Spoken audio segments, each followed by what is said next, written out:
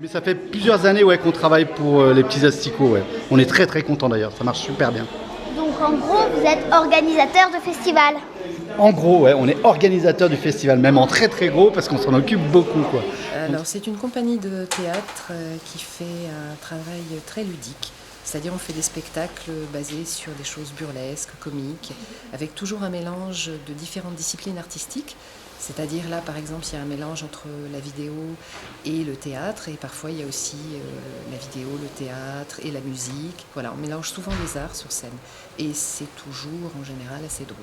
Voilà, en quelques mots. Depuis quand êtes-vous comédienne? Oh là là, c'est une question très indiscrète, ça. Depuis quand je suis comédienne? Depuis très très très très longtemps. J'avais une vingtaine d'années quand j'ai commencé.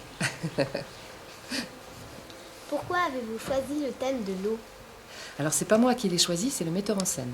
Et je sais que ça faisait très très longtemps qu'il y pensait, parce que l'eau c'est un élément qui est un peu interdit sur scène, parce que l'électricité ça ne fait pas bon ménage. Mais bon ça, il savait qu'il pouvait s'en débrouiller parce qu'il y a des techniques.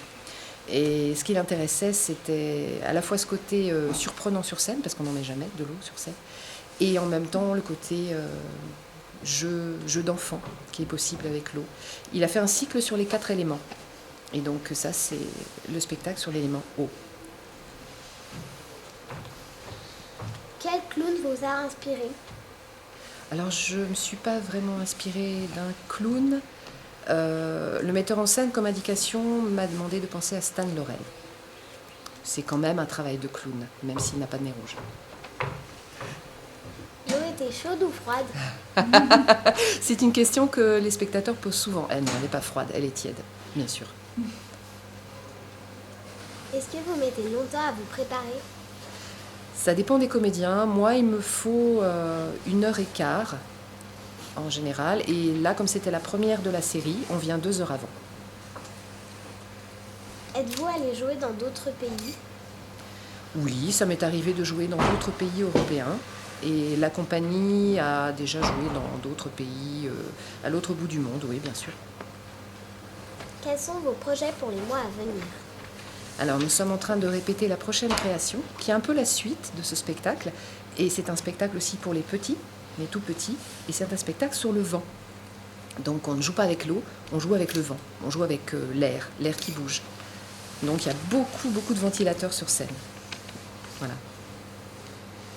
Pouvez-vous nous dire pourquoi vous avez choisi de faire des spectacles pour les plus petits? Alors, encore une fois, c'est une décision du metteur en scène. On avait fait déjà des spectacles pour les primaires et on avait envie d'essayer, d'expérimenter quelque chose de différent, un rythme différent. Parce que les spectacles pour les tout petits, ce n'est pas le même rythme. On va plus lentement, c'est pas du tout la même façon de créer le spectacle. Et c'est ça qui intéressait le metteur en scène. C'était d'expérimenter quelque chose de beaucoup plus doux, où on travaille beaucoup plus sur la lenteur. C'était quelque chose dont il n'avait pas l'habitude et il avait envie d'expérimenter cette chose-là. Merci. Merci à vous.